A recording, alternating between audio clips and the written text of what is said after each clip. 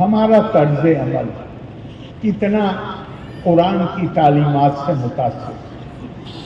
ایک آدمی ہے مجھے گالیاں دیتا ہے، میرا اس کے اوپر کوئی اختیار نہیں، وہ آزاد ہے، یہ جمہوریت ہے یہ ملک، لیکن میں کیا جواب دوں اس کے اوپر تو میرا اختیار ہے۔ حضور صلی اللہ علیہ وسلم کے اوپر ایک بوڑھی عورت کوڑا پھینکتی تھی ہر دن، کپڑوں کو جھاڑتے ہوئے نکل جاتے تھے، ایک دن نہیں پھینکا اس سے کوڑا، تو پوچھا کہ یہ عورت کہاں ہے جو روز میرے اوپر کوڑا پھینکتی تھی؟ لوگوں نے کہا وہ بیمار ہے کل سے۔ اس کی خیریت پوچھنے کے لیے اس کے پاس گئے۔ مجھے کوئی لوگوں کو یہ معلوم ہے کہ ہم اگر ایک ایسی غیر ذمہ داری کی بات کہہ دیں تو یہ اپنے ہی گھر میں آگ لگا لیں گے، وہ کہہ دیتے ہیں اور ہم نکل کے سڑک پہ آ جاتے ہیں۔ تو لگاتار ہزیمت کا شکار ہونا پڑے گا۔ اللہ کا قانون یہ ہے کہ دو صحت مند مرد اور عورت ان کا اجتماع ہوگا تو اولاد پیدا ہوگی۔ اللہ کی ہدایت یہ ہے کہ اس کو اخلاقی اور قانونی طریقے سے لوگوں کی موجودگی میں اعلان کر کے اس کا اعلان کرو اور تب ان کا رشتہ بنے۔ وہ قانون ہے، وہ ہدایت ہے۔ ہمارے ہاں کہا جاتا ہے 3 طلاق اللہ کا قانون ہے۔ جو اپنی مرضی سے کچھ بھی لکھ لیا، یا میں کہتا ہوں اپنی مرضی سے نہیں لکھا، یہی سمجھ کے لکھا کہ وہ جو ان کا جو علم تھا اس کی روشنی میں لکھا، تو بھی انسانوں کی رائے اللہ کا قانون نہیں بن سکتی۔ اور قرآن حکیم نے اس صورتحال کے بارے میں پہلے ہی کوشش پیشن گوئی کر دی۔ قرآن نے کہا ہے کہ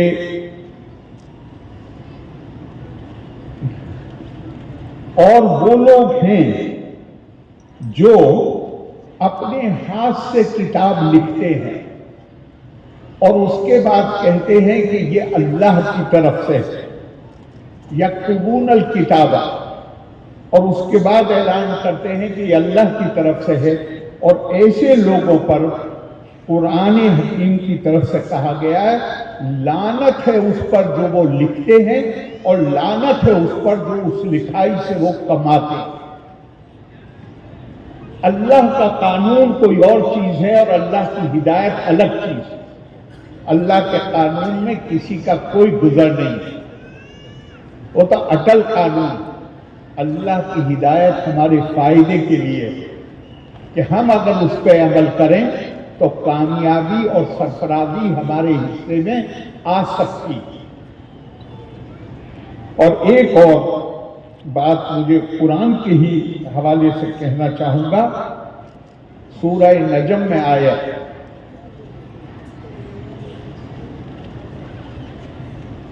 ام للانسان ما تمنا، کیا انسان یہ سمجھتا ہے کہ وہ جو دعا کرے گا وہ اس کو مل جائے گا؟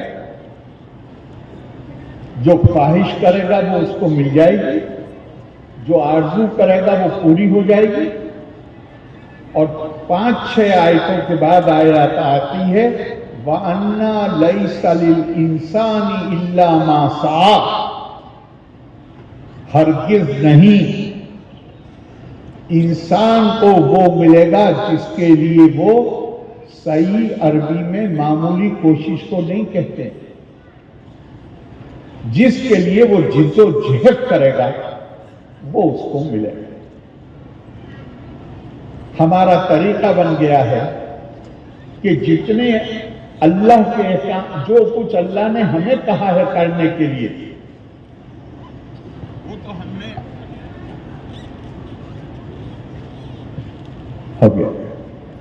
جو کچھ اللہ نے ہمیں کہا ہے کرنے کے لیے وہ تو ہم نے اللہ کے اوپر چھوڑ دیا۔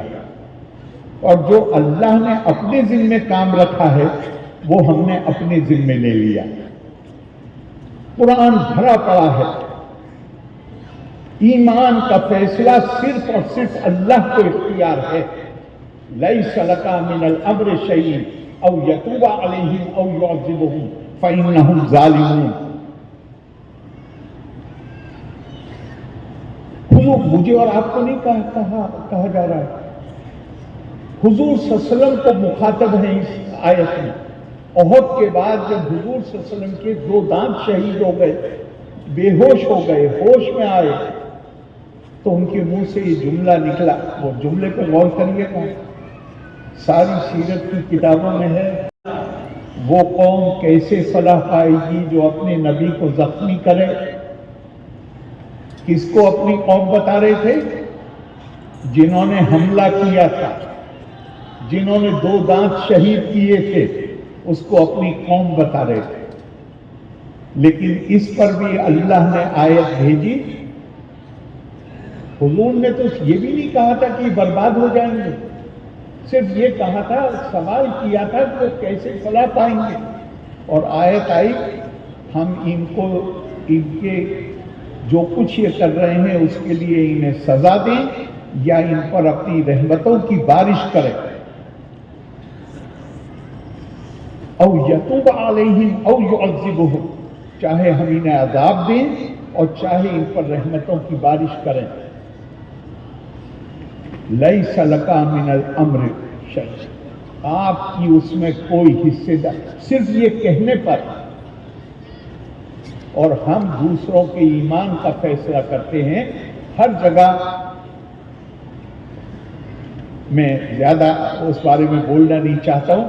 اور جو اللہ نے ہمارے ذمہ کام کیا ہے اس کے لیے جمعے کے دن اعلان کریں گے کہ یوم دعا ہوگا اور دعا مانگیں گے، یا اللہ امریکہ کی توپوں میں کیڑے ڈال دیجیے. بھائی جو کام آپ کے ذمہ کیا ہے اس کو کریے، وہ ضمانت ہے اس بات کی کہ پھر زندگی کامیاب ہو، سرفرازی ہوگی.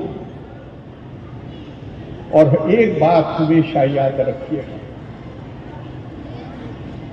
دانیال صاحب نے آیت پڑھی، قرآن سے بہتر طریقہ میں آپ کو کامیابی کا نہیں بتا سکتا.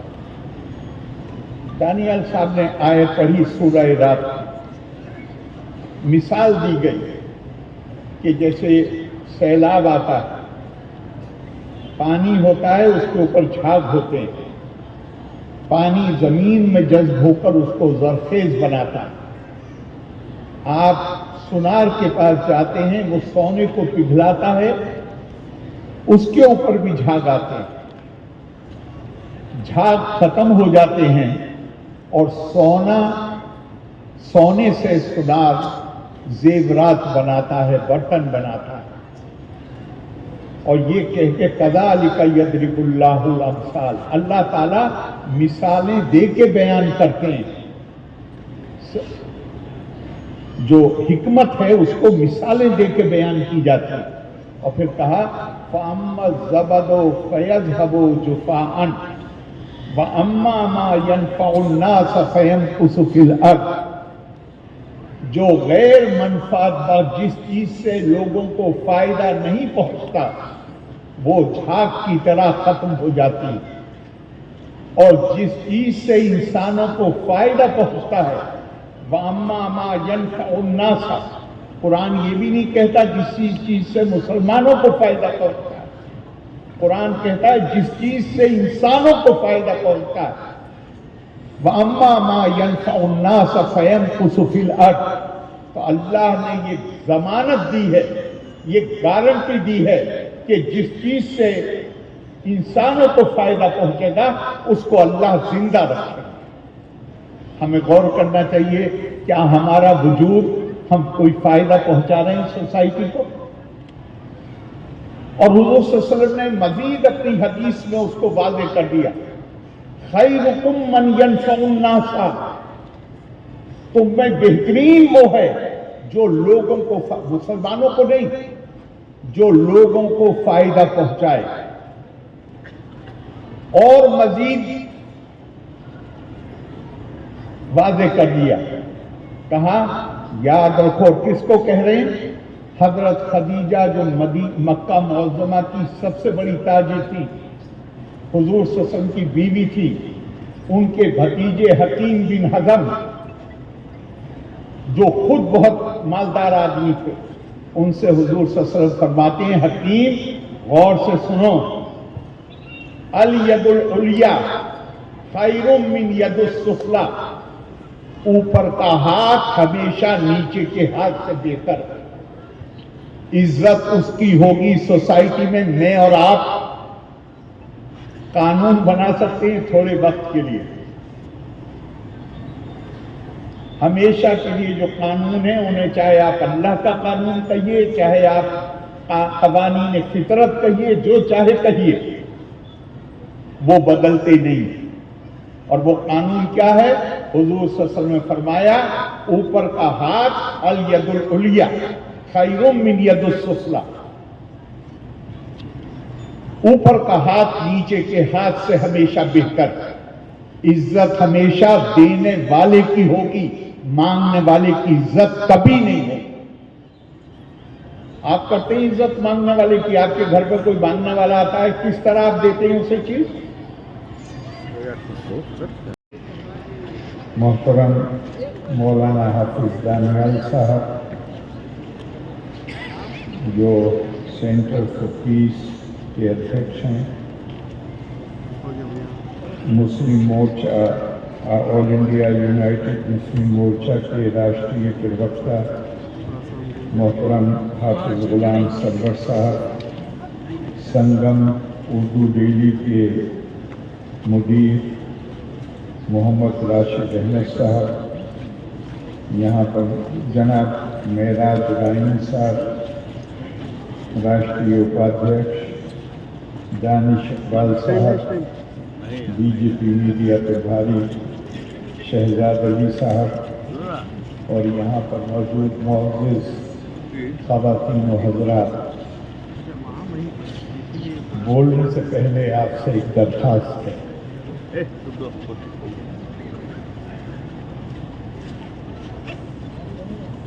इंसानी तहजीब की तारीख अगर आप गौर करें तो होश, बल्कि कहना चाहिए जोश और होश के बीच कशमकश की कहानी है, जिसमें जितना ज्यादा जोश है, जोश ऐसा नहीं कि नहीं होना चाहिए, लेकिन हर चीज की एक मुतनासिब मिक़दार होती है। आप दुनिया पे नजर डालिए, जितना जोश वाले लोग हैं उतने ही वो पिछड़े, और जितना होश वाले हैं उतना ही वो आगे।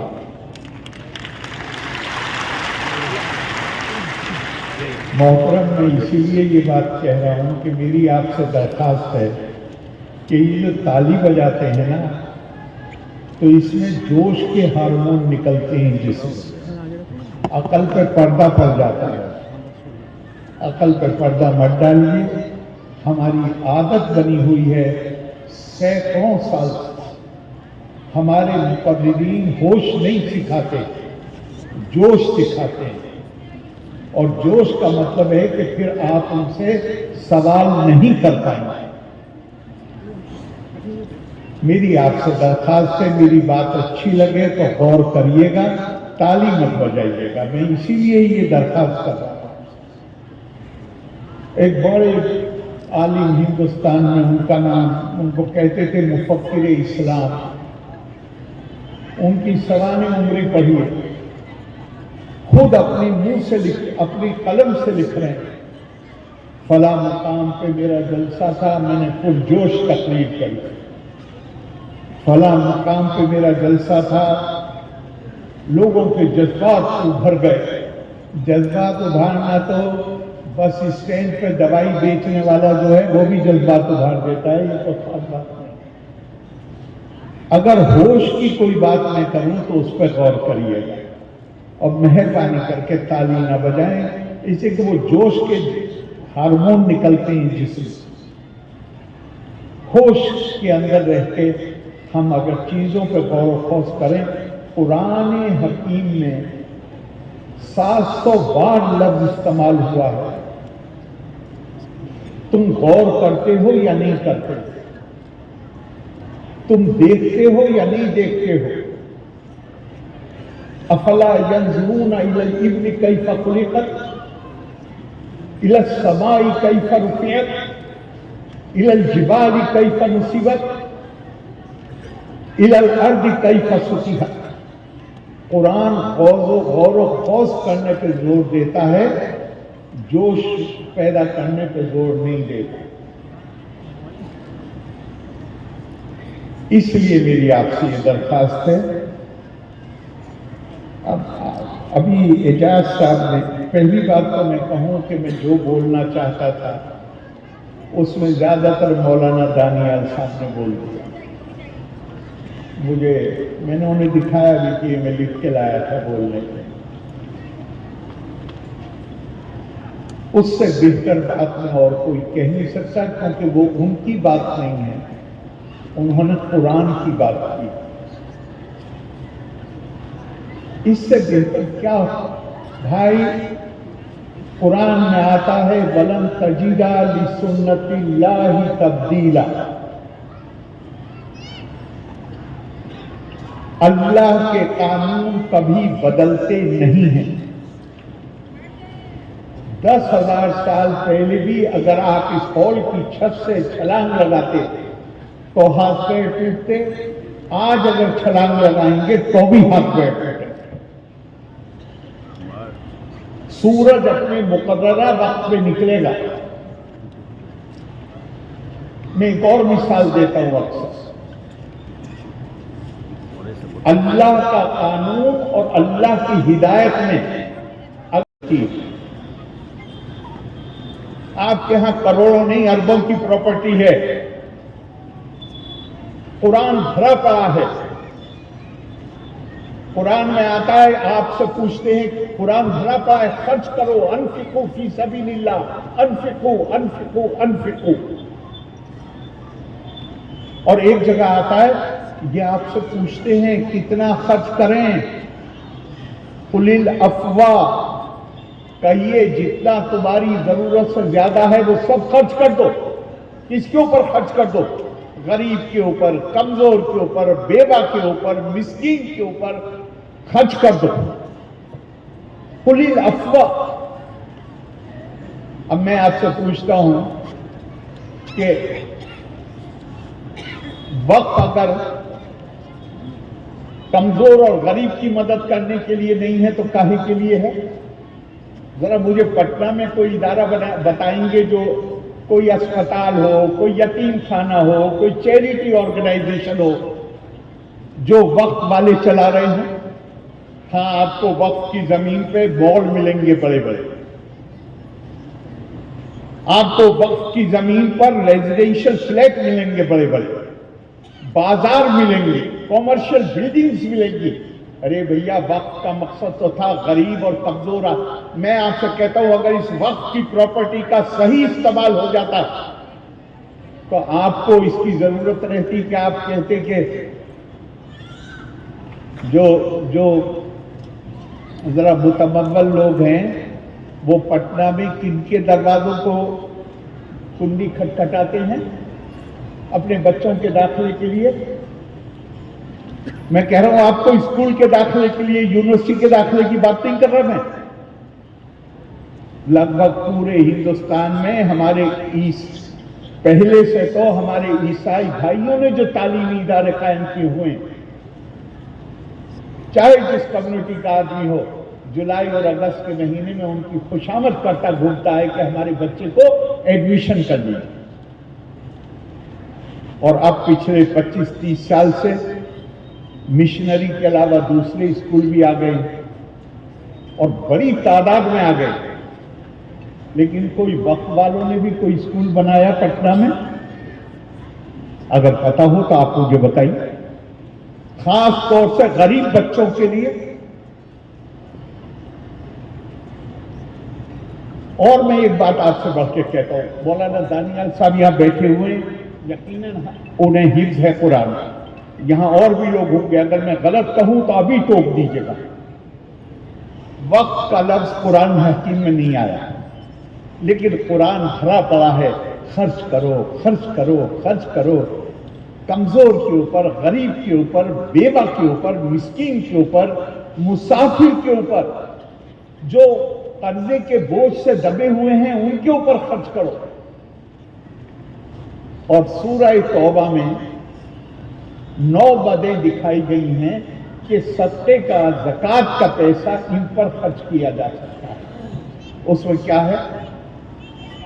انما الصدقات للفقراء والمساکین والعاملین وابن السبیل 9 ہے۔ یہ پیسہ جو ہم نے لیا، جو صدقے میں کسی نے دیا، زکوٰۃ میں دیا، زکوٰۃ لفظ میں نہیں آتا، 2.5% تو بالکل نہیں آتا۔ یہ فقہا کی اپنی اختراع ہے۔ قرآن تو کہتا ہے قل العفو، جتنا تمہاری ضرورت سے زیادہ اللہ نے تمہیں دیا ہے اس کو سب کو خرچ کرو۔ لیکن یہ آیت سیدھے آپ چلو 2.5% کی کرو، یا اپنے وقت کی پراپرٹی ہے وہی کرو، صرف سب مت کرو، لیکن یہ تو دیکھنا پڑے گا کہاں خرچ کرنا ہے وہ تو وہ لکھا ہوا ہے صاف قرآن حکیم، انما الصدقات للفقراء والمساکین والعاملین وابن السبیل وغیرہ وغیرہ۔ مدینے میں ایک یہودی کھڑا ہوا، بوڑھا آدمی، بھیک مانگ رہا ہے۔ کسی روایت میں حضرت عمر کا ذکر ہے، کسی روایت میں مولا علی کا ذکر ہے کہ وہاں پہنچتے ہیں، اس کی مدد کرتے ہیں۔ آپ ڈاکٹر اعجاز کی تعریف کریں گے، لیکن میں بہرائچ سے الیکشن لڑتا تھا، اگر ڈاکٹر اعجاز جا کے بہرائچ میں کچھ خیر کے کام کرنے لگیں تو میں اگلے دن سے ان کی مخالفت کرنا شروع کروں گا، مجھے ڈر لگے گا کہ یہ کہیں آگے یہاں الیکشن تو نہیں لڑنا چاہتے۔ دین میں جھگڑا نہیں ہوتا ہے۔ وَمَا تَفَرَّقُوا إِلَّا مِن بَعْدِ جَاءَهُمُ الْعِلْمُ بَغْيًا بَيْنَهُمْ۔ قرآن نے صاف کر دیا ہے کہ جھگڑا ہمیشہ دنیاوی دولت کے لیے ہوتا ہے، دنیاوی وجوہات سے ہوتا ہے، خود غرضی کی وجہ سے ہوتا ہے۔ جھگڑا دین کی وجہ سے نہیں ہوتا، جھگڑا عقیدے کی وجہ سے نہیں ہوتا، جھگڑا تو تب ہوتا ہے جب گھر کا بٹوارا ہو جاتا ہے، بھائیوں میں نہیں بنتا۔ اسی لیے مجھے اتنی اچھی لگتی ہے علی شریعتی، مولانا علی شریعتی کی دعا۔ انہوں نے کہا یا اللہ ہمیں ان میں بنائیے جو دنیا کی روٹی کھائیں اور دین کے کام آئیں، اور ہمیں ان میں سے مت بنائیے جو دین کا استعمال کریں دنیا کی روٹی کھانے کے۔ وہ ناجائز استعمال ہے دین کا۔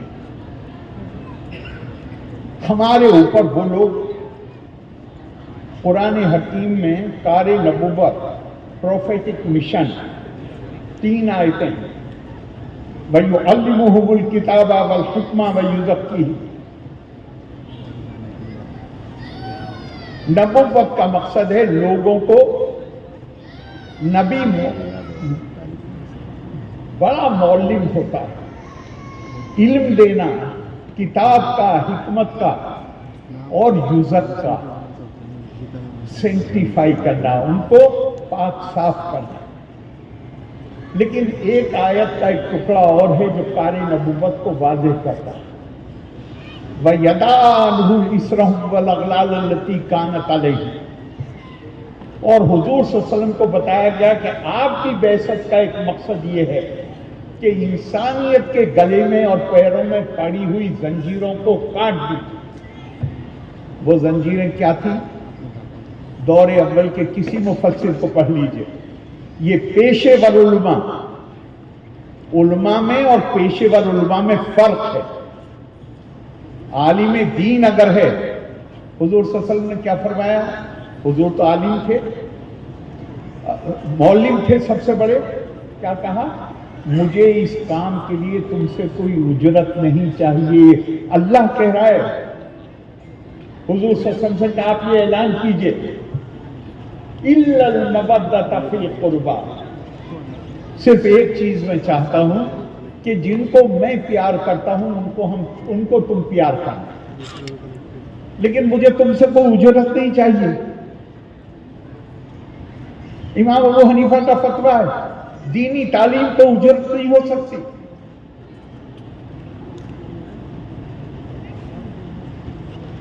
आज वो लोग जो अभी हुजूर सल्लल्लाहु अलैहि वसल्लम कोई उजरत नहीं लेते, और जो लोग उनके नायब होने का दावा करते हैं वो हर महीने चंदे के पैसे से तनख्वाह लेते हैं।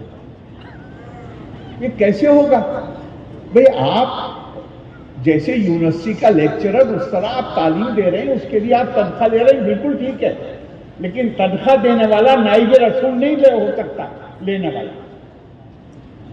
आप दूसरों को ही बताएंगे कि हर वक्त हुजूर सल्लल्लाहु अलैहि वसल्लम का मकसद तो था कि इंसानियत के गले में पड़ी हुई जंजीरों को तोड़ देना। अल्लामा इकबाल ने इसी को कहा है, क्यों खालिक व मखलूक में हायल रहे पर्दे, पीरान कलीसा को कलीसा से हटा दो। ला रुहबानियत फी इस्लाम, इस्लाम में मिडिल मैन के लिए कोई जगह नहीं है, बंदे का और अल्लाह का सीधा रिश्ता है।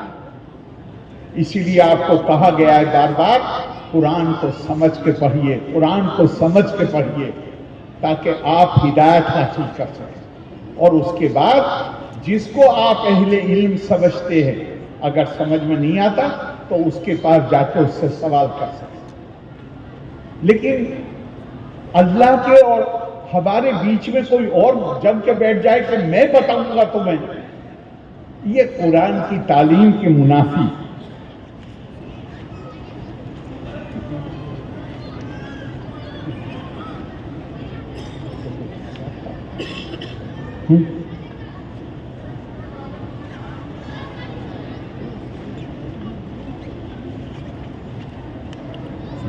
तो अच्छा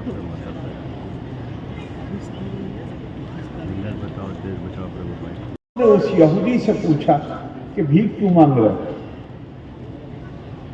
उसने कहा कि मुझे 1 दरहम टैक्स देना होता है, मुझे अब आंखों से साफ नजर नहीं आता, अब मैं कमा नहीं सकता, तो भीख नहीं मांगू तो क्या करूं? वो उसे लेके अपने साथ बैतुल माल गए, पहले उसको खाना खिलाया और खाना खिलाने के बाद उसका माहाना वजीफा मुकर्रर किया। अगले दिन मस्जिद में नमाज के वक्त एतराज हुआ, कहा गया कि ये पैसा आप एक गौर कीजिएगा अल्फाज पे, ये पैसा आप एक गैर मुस्लिम को कैसे दिलवा सकते हैं?